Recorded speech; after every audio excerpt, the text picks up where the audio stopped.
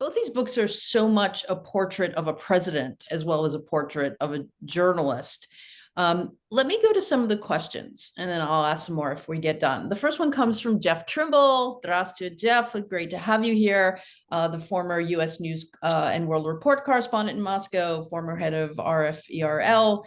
Jeff says this: terrific discussion. Yevgeny Zamatin, author of the 1920s dystopian novel We, quickly soured on the Bolshevik Revolution and concluded that, quote, Russia has only one future, its past.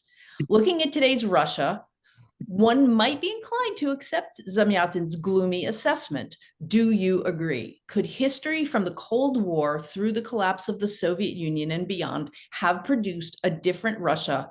And are there realistic grounds to foresee a better future for the country? Thank you, Jeff. Tough question. Would like to start. Yeah, I'll jump in really briefly. Yes, I tend to kind of agree with that. And especially if you look at Putin, that's exactly what he's doing. He's going back to the past. He's rewriting history. He's talking about history 1,000 years ago. He really is very past oriented, I think. The only thing that, and I tell my students this, is that in the midst of, this kind of retrograde approach, unexpected things can happen. Like Marvin, I'm a fan of Khrushchev. I agree that he actually, on some level, was braver and more unique and interesting than Putin in terms of what he did. And I'm also a fan of Gorbachev, who is these days in Russia? Nobody. But, we did not expect that there would be a Gorbachev. And he came out, he was there, obviously. He began to change the country. But the way he changed with glasnost and perestroika, especially glasnost, I think giving people the opportunity to read the books they couldn't read and to say the things they could never say was monumental. The problem was that the institutions, those kind of green shoots of Russian-style democracy, were not strengthened. They began, in my view, but the institutions of democracy were very quickly, in the kind of the chaos of Yeltsin, they came up, they grew, to continue this analogy, kind of like a garden with a whole lot of weeds and nobody could tell what was growing. And then Putin comes in and says, we're going to clean this up. And so Putin comes in, establishes the power vertical, and all of those little green shoots are gone. And I think that's the tragedy of Russia, that the institutions of democracy were not installed in a very secure way, and they're paying the price right now.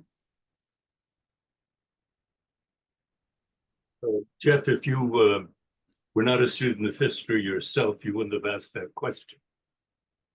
Russians are thoroughly absorbed with their own history, and they always have been. They write, if you go back 400, 500, 600 years, you'll find priests who write a kind of memoir.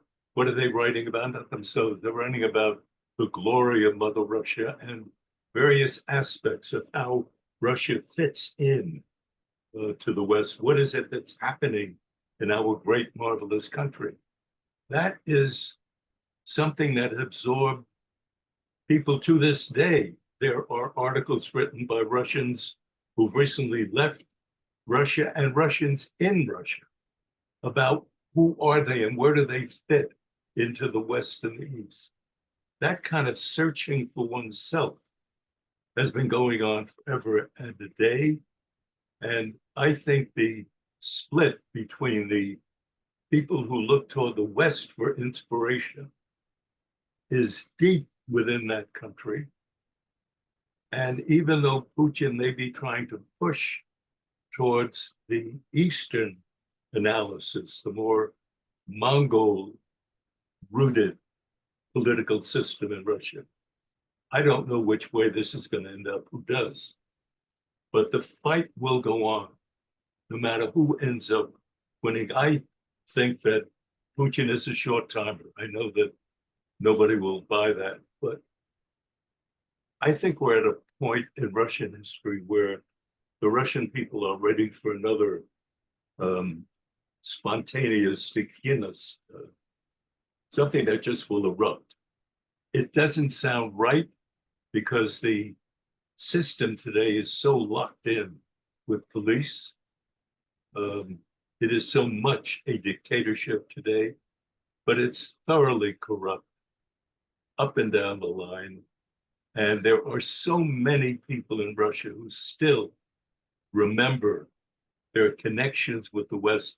You know, the funny thing about Khrushchev always was he kept reaching out to the West because he wanted to deal with the West. He sort of thought of himself in the tradition of Peter the Great, that Peter went and lived in the West for a year, because there is that pull and there is that insecurity within Russian history. And they're looking for a route. They haven't found it. Maybe they'll never find it. But the battle goes on, and we'll all be surprised when it happens.